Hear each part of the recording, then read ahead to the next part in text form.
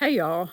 So this is the second part to that North Carolina video I posted, which was my last video. And just doing a little introductory clip here because I didn't intend for that video to be two parts, but the way it all worked out, that's how I had to do it to keep it from being so long, because I had comments at the beginning and the end of it. So the last video was showing where I camped there at Hickory Nut Falls Campground in Chimney Rock, North Carolina. The French Broad River that you guys have probably seen on multiple videos. That was the river that flooded, the major one there. I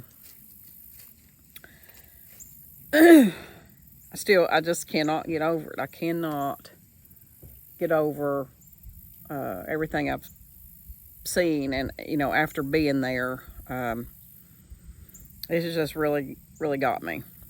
And I told you guys, in the last video, my kids live an hour south of Asheville, and thankfully they are okay. They weren't affected by it, except for no service for a while, no cell service, no power, and it was getting scary there at one point though, with gas being hard to find and all that. But they went through that for about 3 days. But other than that, they were okay. It's so close. It was so close. Had a hard time with dealing with that.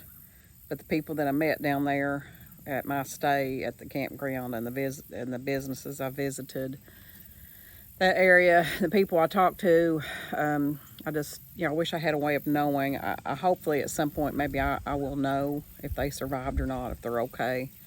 But it's really worried me. I've prayed for those folks, continue to do so. Been involved in the relief efforts with donation of supplies. So, in some small way we can help with those kinds of things. But anyway, so this is the second part. So this video picks up that second day I was there. That morning I was fixing breakfast there at the campsite and on the river. Such a beautiful place. And of course the river's back down now, but part of that landscape will be changed forever. And some of those businesses are never going to be back. Some of the places will never be back. I pray the bulk. I pray they can be as many as possible. I saw a video. It was an interviewer, and he was interviewing a man who had lost his business there. It was all destroyed, and they were on the inside of what was left of the building. And the interviewer asked him, "How will you know when Chimney Rock will be back?" And the gentleman said, "It'll be back when the first person comes in and purchases a t-shirt or souvenir of some sort." He said, "That's when we'll know we're back." And that just touched me, and I'm never was one to go back to the same place twice because there's so much to see and do. But that, it's so beautiful down there anyway, and I still didn't get to, see everything I wanted to see. But when they start rebuilding and get established again, I want to go back, and I want to buy that souvenir. I want to visit those businesses when they're back, and be one of the ones to say that I helped. I bought something to try to help. And I encourage you all to do that. Don't know where you're watching this from, where you live, if you're just travelers or full-time van lifers or full-time RVers or whatever. But regardless, even if you want to, when they get established, think about going on vacation there or whatever, because they're going to need our support. They're going to need everybody's support, and that's one, just another way that we can do that. So anyway, so this video talks about, that next day after I broke camp, I went to Chimney Rock State Park. And so it shows video clips of that area. It's amazing, absolutely amazing. there's a aerial, well, on top of the rock, a view of Lake Lure, the town of Lake Lure and Lake Lure itself. Just hard to believe. Just absolutely hard to believe. It's hard to watch still. Having no idea what was going to happen just 3 weeks after I was there. And still some things, you know, I said through there that I, after seeing it now, you know, it just takes on a different perspective of the, you know, meaning of what you said or whatever. And so, and I'll be putting comments up on the screen as the video goes along, so you can kind of understand my thoughts after afterwards, after I had been there, and the kind of the direction that it takes, the video takes after, in the aftermath, you know. So anyway, I hope y'all enjoy seeing the area as it was. That's something I'll never forget, you know. I'm so glad that I got to visit there, spend time there, see some beautiful, beautiful country, and meet some fantastic people. I'll never forget it. I'll never forget it. So anyway, just a little introductory to this second part. Part 2, if you haven't watched part 1, you probably make more sense of this one than, you know, if you watch. So if you watch both of them, you'll kind of get it more. But, and the part 1 was the one I just put out, probably a week, about 2 weeks ago maybe. And so this is the second part, and hope you guys enjoy it. Now, I had already made comments at the end when I thought that it was going to be just one video, so I'm including them at the end. So, you know, just stay tuned and you can see what I said in those comments afterwards. So anyway, talk to you guys on the next video. God bless everybody. Good morning, y'all. I am fixing some breakfast. You're going to say, man, that's all she does on these trips is eat. It's part of the fun of it. Anyway, I just fried up some bacon because I told y'all before, I get that pre-cooked bacon, and it is so good because it's already done. You just got to heat it up. So I went ahead and fried up a few pieces of that. I also like to take that like on a hike or a backpack trip or something like that, because it's just so convenient. Anyway, I went ahead and fried some of that up, and I never buy a loaf of bread. I just don't eat bread anymore, but I did buy some buns because I wanted to have some kind of a like toast, and I thought I might possibly use a bun for that Polish sausage last night, but I just decided to fix it the other way instead. Anyway, I love skillet toast, and I mean, that's one of my favorite things. And when I was thinking about coming on this trip, I'm thinking, well, what I'm gonna, if I'm gonna do a little cooking, and I had that in my mind. I want some skillet toast with some good butter and jelly. So after I fried up my bacon, I put some butter. I had to put a little bit more. Good sweet cream butter, salted. I'm not anybody can eat anything without any salt. And anyway, so I'll just put it in the pan and move it around there and let it melt. And I just use these hot dog buns. Basically like a grilled cheese, only it doesn't have anything in it. But that is also multi-use. I mean, if you don't end up using them for hot dogs or whatever, you can use them for toast. Love that. So, set it a little bit higher, let it get toasty. So, what I am going to have this morning, y'all saw what I fixed last night, the Polish sausage and the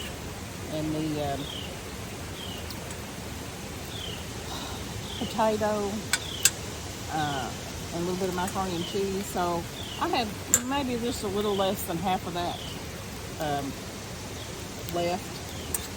See how that's toasting up? Can y'all see that? Oh. Can you see that, how toasty it is? Oh yeah. Love it. So I am going to put that needs to get a little bit more brown up there. So anyway, I had a little around half of that left last night, and I got some eggs. So I'm doing some bacon and eggs for some protein, and I'm just gonna, I like one dish deals. I really do. I like one dish deals because it's easy cleanup. You don't have 3 or 4 pans and all that crap. So I fried my bacon in this little pan.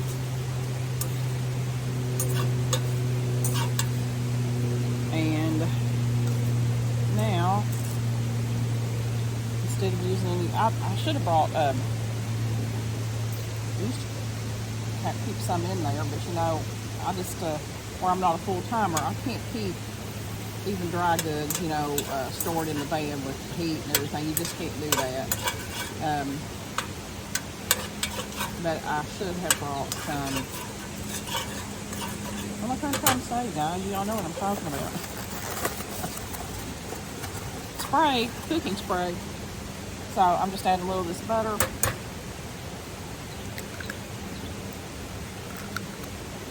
A couple eggs.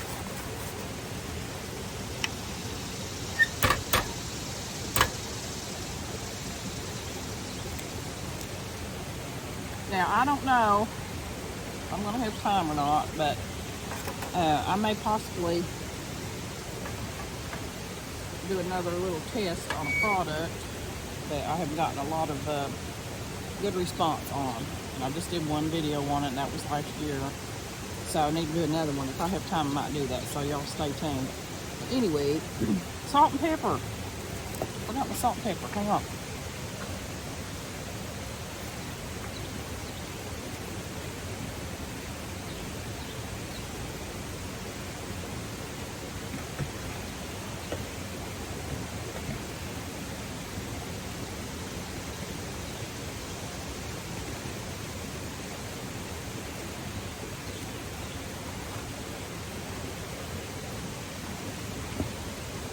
Okay.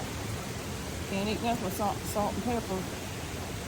You know, I use just as much pepper as I do salt, I believe.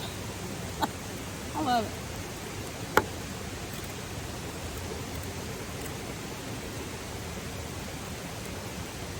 Some salt. And the skillet turned down low, so I'll tell you right now, these butane stoves that's one of the best purchases I've ever made. You guys, I would probably recommend getting a butane or propane stove to even keep in your house so you can cook something when the electric goes out or there's a problem with your gas line or something at home. Very, very convenient. I love anything that has, I love off-grid stuff. I mean, I actually have a little building out from my house, and it's woodsy looking. It's old, needs some repair work, but it's for storage right now. But I thought about just making a project out of that and doing like completely off-grid. I mean, everything, every single thing. That's good practice for camping on the road, off-grid on the road, and it's good practice for, you know, what do you need in your home to be completely off-grid. I love that stuff. I do want to experiment with solar at some point. I'm going to get some suitcase solar to start with this minivan. I haven't done that yet, but I'm going to at some point. So yeah, y'all do know that you can scramble eggs without beating them, right? I guess you just call it a messed up fried egg. So that's what I'm doing here. I am just not pretty and not fancy. I can do that though. I can do pretty and fancy. Yeah. Okay. Like that. up a little bit more, turning it down. I got my knob turned backwards here. I keep wanting to go right-handed for higher, and it's just the opposite with this. Let me turn that down just a little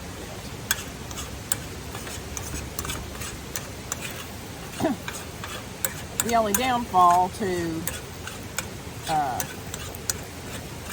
butane or propane stove is that even though it does have kind of high and low settings, it seems to still cook pretty fast, which is good in a way, but you gotta really watch it, I guess, is my point. Okay, so I got just a little bit of the leftover stuff last night with the cheesy sauce like in it. So I'm just gonna put that in. And I'll be eating right out of this same bowl. I hate washing dishes. I hated that when I was a kid. And well, you know what? I think why is because my very first job when I was 17 years old, still in high school, was at our local, it was the only, well, no, it was 2 grocery stores. There was 2 grocery stores in my hometown when I was a kid. Foodland and Pick Pack. But my first job was at Foodland in the deli. I worked in the deli. You might know it where the cakes and icing and all that is. But, so they had the big deli cases with the hot food. Well, at the end of the day, you had to, you know, take those big cans out and wash them and all that food and stuff. It would be, that would just, oh, it was awful. I had to wash those and talking about paying your dues. It's like, oh my gosh, it's like, does somebody throw up here or what? It's awful. Hate doing dishes. But what I use here in the van, I would highly recommend, y'all probably know this already, is just get you a vinegar and water solution, put it in a spray bottle, and just spray down your stuff, and it sanitizes it at the same time. So that's what I did last night with this skillet and with whatever else I have here, my utensils, and I also wiped down the stove with it too. So that is done. But yeah, so that's handy. Once again, you're not messing with dishwashing liquid and all that, and really, truly, unless you have something that you have to soak or really scrub or something like that. I did just buy a new set of wash rags that are like a scrubber too. It looks like it's going to be really neat. I'll tell you about that later. So that is done. Again, it's almost like hash. And a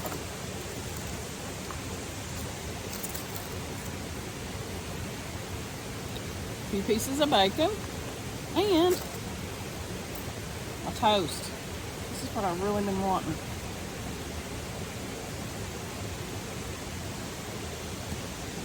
I had these little jellies. I don't know where I got these. There was like 3 different, must have been some kind of little gift thing or whatever. So this is red raspberry preserves.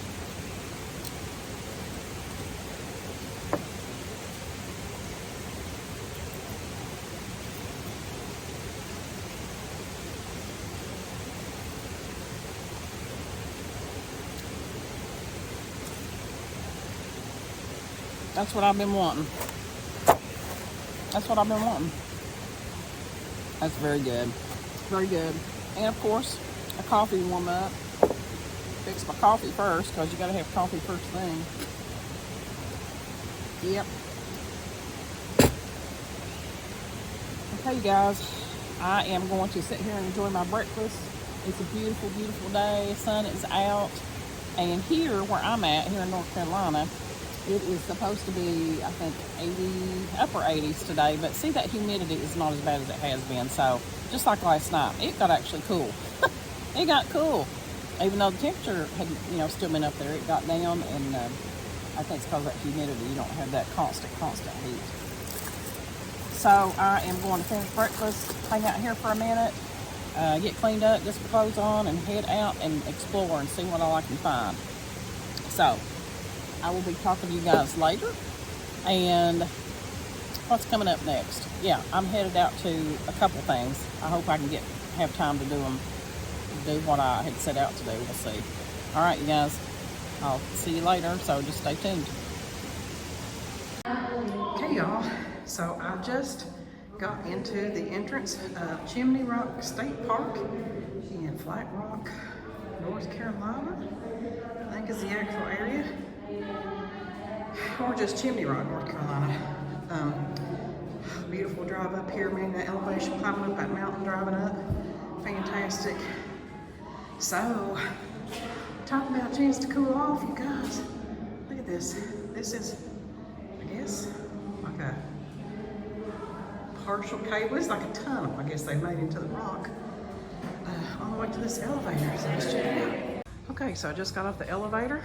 It's like 26 stories, I believe he said. And if you're just here in a matter of seconds, I can't remember how many seconds he said. But anyway, over here is to the restroom's convenient, and you come through a gift shop. So stay tuned. Also, as you step off this elevator, you guys, is this amazing view. Oh my gosh. And the Chimney Rock is just right outside here a little ways. I cannot wait to get into that. Down below me is Lake Lure. I have always heard a lot about this lake, but have never been here. And so this is absolutely beautiful.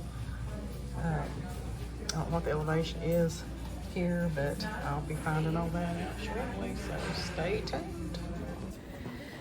So hey guys, I made it up to Chimney Rock.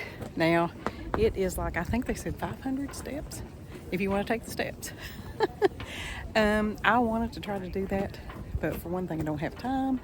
The other, the reason I wouldn't have time is because it would take me forever, I'm sure. But anyway, elevation up here is 2,280 feet. And this is on top of the actual Chimney Rock. Now you can go higher. If you can see behind me, there is a skyline trail. I think they call it exclamation point. So you can see amazing views from up there as well. But y'all, check this out. These sheer rock facings. This is just amazing.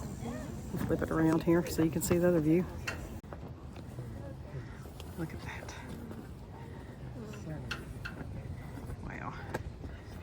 Up here is even higher, so you can take the steps. Can you see that right there? I think those are like 300 steps, I believe she said, on up to the very top, and it's like a skyline trail.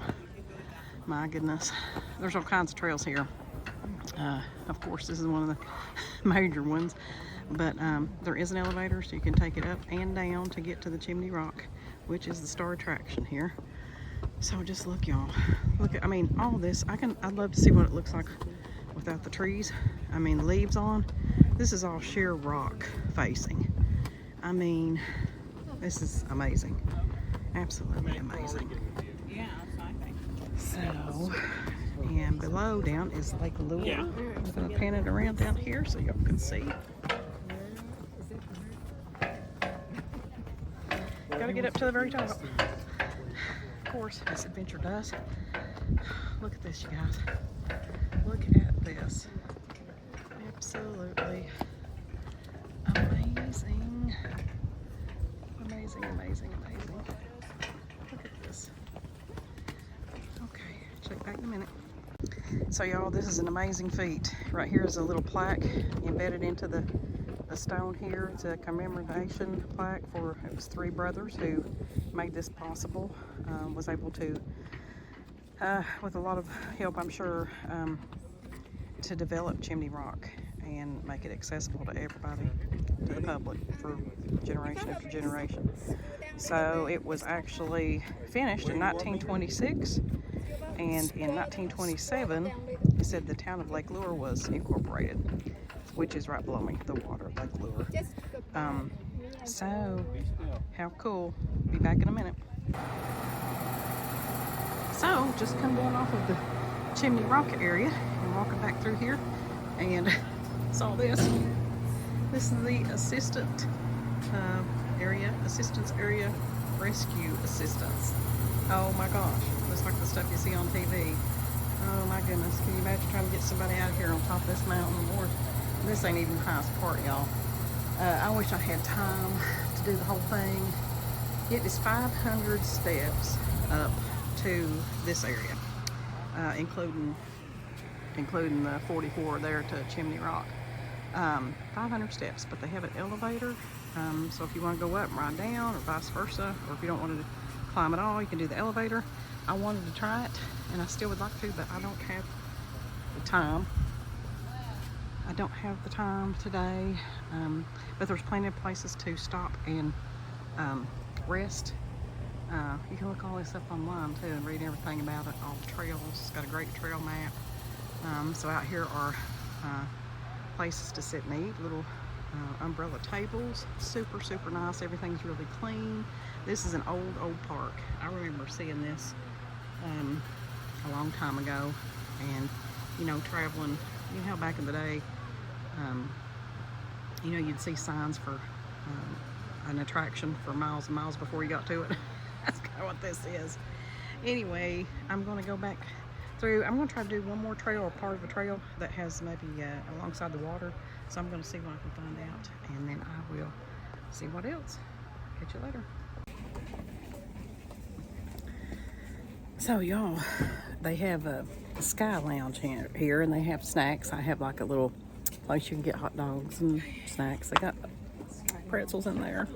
I'd love to have one of those, but I've eaten bread earlier that I don't normally eat, so I'm going to skip that. But you know how I am with ice cream. That is my downfall, y'all. That is my downfall. This is, I've never had this. This is banana pudding ice cream. You can't go wrong. I love banana pudding. I love ice cream.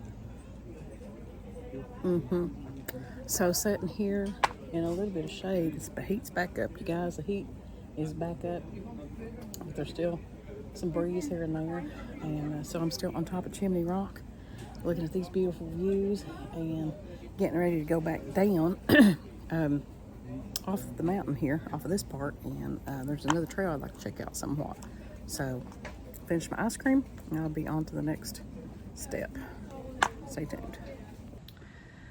So y'all, okay, there's the rock, and you see right straight ahead, and that far mountain back there, you see that little speck back there? That is a house. That is a house. Can you imagine how do they get there? I always said I'd love to have a place that I'd have to be airlifted in. That looks like a kind of place that you'd have to be airlifted in. How cool is that? How cool is that? I'd love to know who lives there and how they get up there. Can you imagine in the wintertime? And can you imagine the view in the wintertime, as well as the fall when all these leaves are turning color? You guys, wow, wow, wow. Just something at every turn here. Be back in a minute. Well, this adventure is coming to a close, you guys. I am back on the road, and wow, what a great trip this has been. I mean, and you know, when I left the Chimney Rock area there, I was able to go through a lot of back roads, and that was so awesome. Love that. Saw some beautiful country, and now I'm back out on the interstate. And this is Labor Day weekend, y'all, and I got an early start. That's another thing, another travel tip is try to avoid peak times. You know, if you can leave out on Thursday instead of Friday, just like that's what I did. And then I'm coming back. I'm going to be traveling back to my home base on Sunday instead of Monday. So, you know, most people, they will leave out on Friday, maybe a little bit early for work, or maybe I'll take the day off and then come back on the very last day of the, you know, if it's a holiday or whatever. And if you can avoid that, it will really save you, because you know what happened when I went to that park? So I've never been there before, and there was like a lower level parking lot, and then, you know, I mean, it looked like that. I thought that was the only place to park, and then they were kept motioning me and others ahead of me to come on. Well, up closer to the, where the rock area was, the main entrance to that, there was the parking lot, and everything below that was like overfill, so they were parking people. And I mean, that top part, I mean, it wasn't nowhere near filled up. And Lord, I left the campground. I hung around the campground and done some cooking, and I've done I did a couple of product videos, and those, be watching for those. I'm super excited about that. One gadget I've had for quite some time, I'm doing a video on that, and I love the way that turned out. And also on a new gadget that I got. I just now come into South Carolina.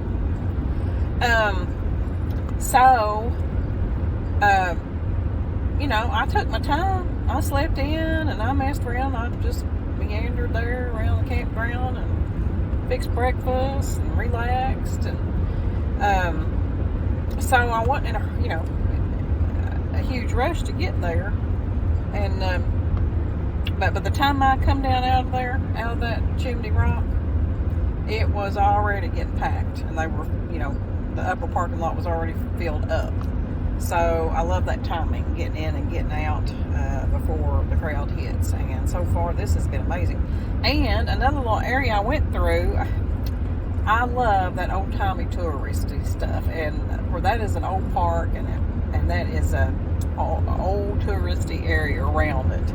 And it's called Chimney Rock Village. Chimney Rock Village. And which is also adjoins that Lake Lure area, and it's kind of similar, but where it's on just a narrow kind of a country road. And I mean, everywhere you look, there were shops. That Chimney Rock Village. I didn't get to do that. I did stop at some on the upper end, a couple things up on the upper end, a really cool antique store and a little apple orchard place. Got me some apple cider, apple, which was made right there, apple orchards from right there in North Carolina. And that apple cider was made in Hendersonville, North Carolina, just right down the road from where I was at there. And I love that. I love getting that local stuff when you're in the area and all that. But anyway, point is, I was able to stop a couple of those places, and but on down through there, I mean, it was jam-packed. And there was places to park. There was actual places to park just off the road, and that would be the thing to do. Pull off there and park and just walk up one side of the village and down the other to see everything. I might actually do that sometime. Might stay at a different place and check that out. That's another trip. Alright, y'all, remember, if you haven't already, subscribe to the channel here at galgoncamping.com, and YouTube channel. And go over to the galgoncamping.com, subscribe to there too if it'll let you. It's been iffy there. I've been having some trouble with that. And hop over to the Galgon Camping Facebook page. And here's another adventure in the books, y'all. And I love having y'all with me. So I will see you on the next video. And remember, don't wait to live. See you down the road. So when I watched those video clips as I was putting them together, it just seems so, like, it's unreal. It just seems unreal to me, that I was there. And now, so much of it is gone. In particular, well, first of all, if you go onto Galgon Camping Facebook page, you can see some photos there. Also of the area I was in.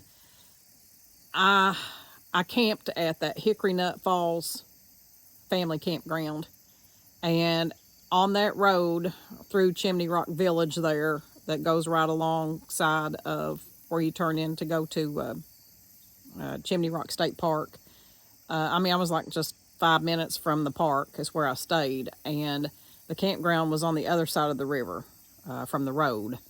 So there was a little bridge there. I cannot grasp that has to be all gone.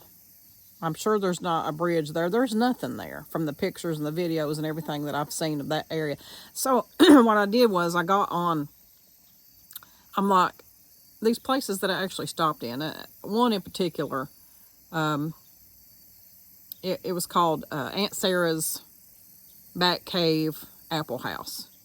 And it was a little farm stand, a little, just a little farm stand that had apples and apple cider, kind of like a little country store a little bit, and jams and jellies and that kind of thing. And it was an elderly gentleman that ran it, and he owned it. And I got one of his cards, was laying there, picked it up, and I said, well, his name was Tom. And I said, who's Aunt Sarah? And he said, that was my mom. And so that's how long it was been there, because I guess this gentleman probably was 80. I'd say he was almost 80, if not 80. And I said, well, that's been here a long time. And he said, yeah. And anyway, we had a nice little conversation, and I got ready to leave. And I said, well, it was nice to meet you, Tom. And he said, it's nice to been met. So I got me an apple and half a jug of cider, went on my way. And then I stopped, and that's a little area just it runs right into Chimney Rock, South Carolina, or North Carolina, and it's called Back Cave. And there's a little post office there. It's a block building, and with the whole building, it was like a long building. Part of it was the post office, and the other part was an old garage. You could tell it had been there forever. It had 2 bays in the garage, and the old lights on the outside, and it had been turned into an antique store. And so I stopped there and looked around, talked to that lady. I'm almost certain her name was Ruth. And we talked, and I told her how I had, collected antiques for years, but I had downsized, I didn't collect anymore. And we talked about how we loved being around those treasures, those antiques.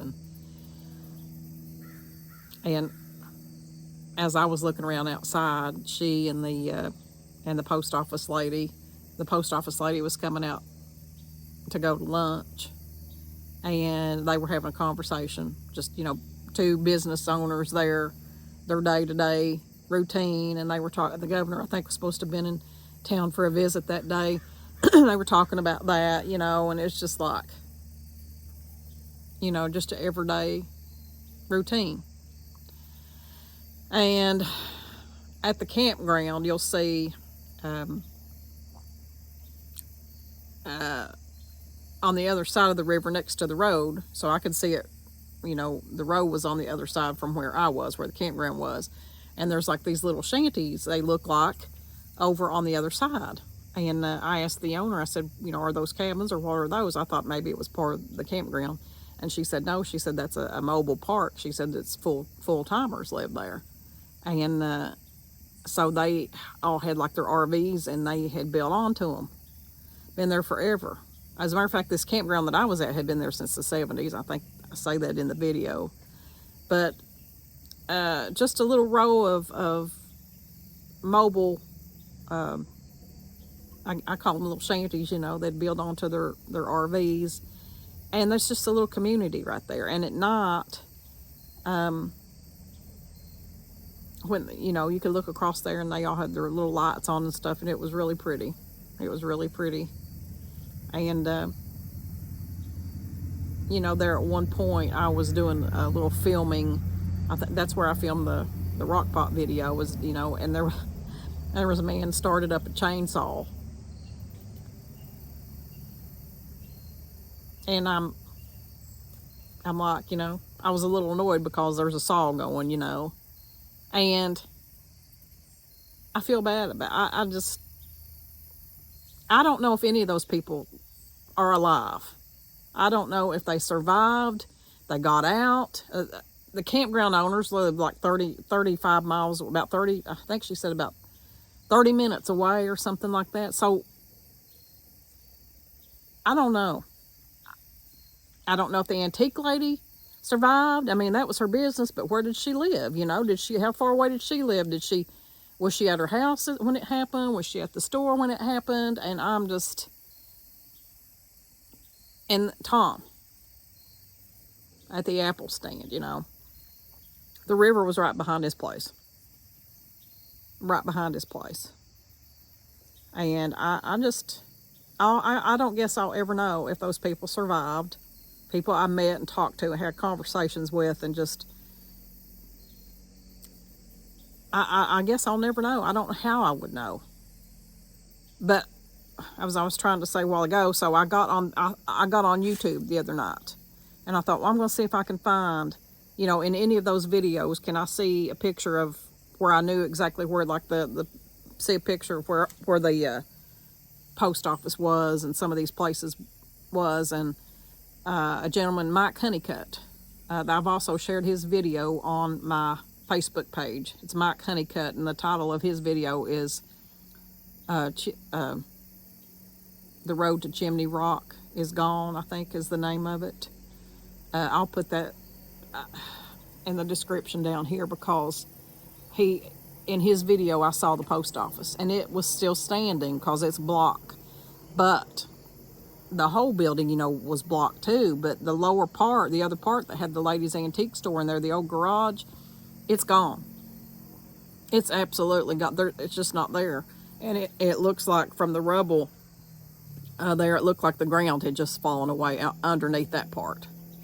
So that's why it didn't survive. The ground gave way, but the post office stood. So anyway, my kids got through all this okay. Their housing complex where they are, there was no trees and no flooding, no water near them. But they had no power for several days and no cell service. So I was getting messages just not, you know, not very, very far in between. And I mean, it's just, they couldn't find gasoline. One message I got said, we're at the pumps, we're way far back, and people are getting angry. So, and then I didn't hear anything for like the next day. So I was worried to death. Anyway, fortunately, my daughter-in-law has a cousin that lives in Charleston, South Carolina. And so the last message I got was that they were going to go there because there was power and everything there, and try to get groceries and supplies. And I'm thinking to myself, Charleston's right next to the ocean, and they're talking about more storms are brewing, you know, don't know where they're going to hit and when or what the deal is on that. And I'm like, you know, you think that's a good idea? And my son said it's the best option that we've got right now. We got to get, you know, gasoline so they could have it in their car to power up their phones, and groceries and stuff like that. So that's what they did. And so they stayed there a night, and then the next day, they got supplies and everything, and the next day they came back, and that night the power came back on where they're at. Thank God that they were safe. But what I did was I loaded up my van. I filled up my van with gas, and I went and got supplies. I got things that they would need if the power stayed off for quite some, you know, for a week or two or whatever. And I got gas jugs. I got several things, and it was my intent to go to them. And I kept saying, well, it's I-26, it's interstate all the way. It shouldn't be a problem. I don't have to go through any back roads or anything like that. There's no big deal. So a friend of mine said, you better check, see if you can even get there first.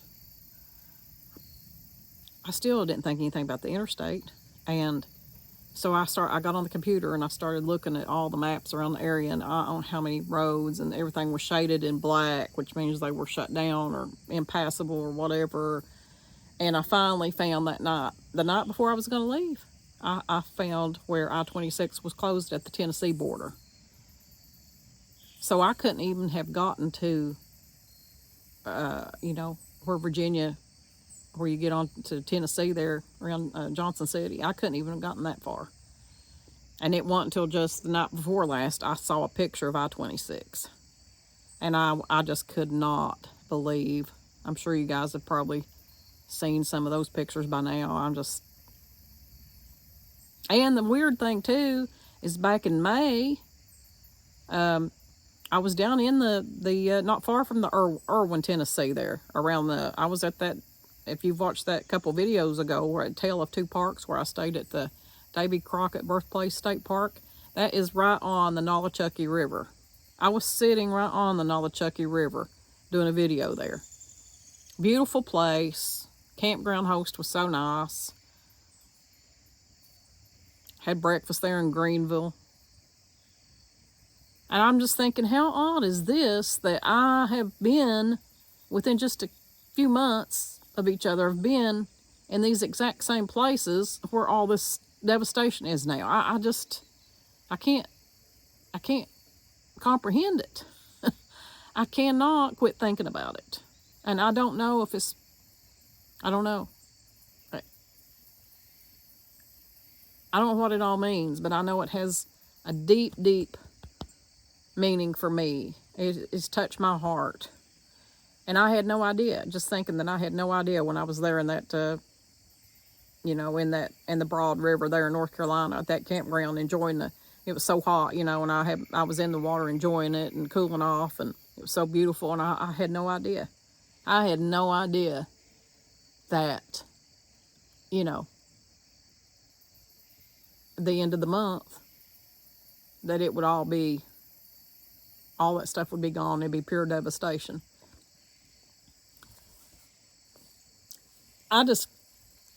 So I'm hoping, and I know that there's supplies going in, and I want everybody to do something, to donate to whatever organization you feel most comfortable with, to get supplies, whether it be donating supplies or monetary help or whatever. The whole country is going to have to come together. I don't know how I don't know how they're going to recover from this. I really, really don't. I mean, every single thing they need every single thing you can think of. And another thing I think that this brings to mind, I mean, who would think that a hurricane could hit the mountains? But it had such force with that wind and such an amount of rain that brought on that flooding, and then those gorge type rivers, it ain't got nowhere to go. I live right on a river. I'm at my home base here at my shanty on the river, as I call it. I don't know if you can see it back here or not. But I guess the highest it ever got was in the 70s. I was 77 or somewhere in there when I was a kid. But I'm going to tell you right now, just because it hasn't never happened don't mean that it can't. And I think that's something that we can take away, never underestimate the power of nature, never underestimate a river, the weather. I've said before, keep a close eye on the weather, because it can change so fast, and just nobody would have thought that,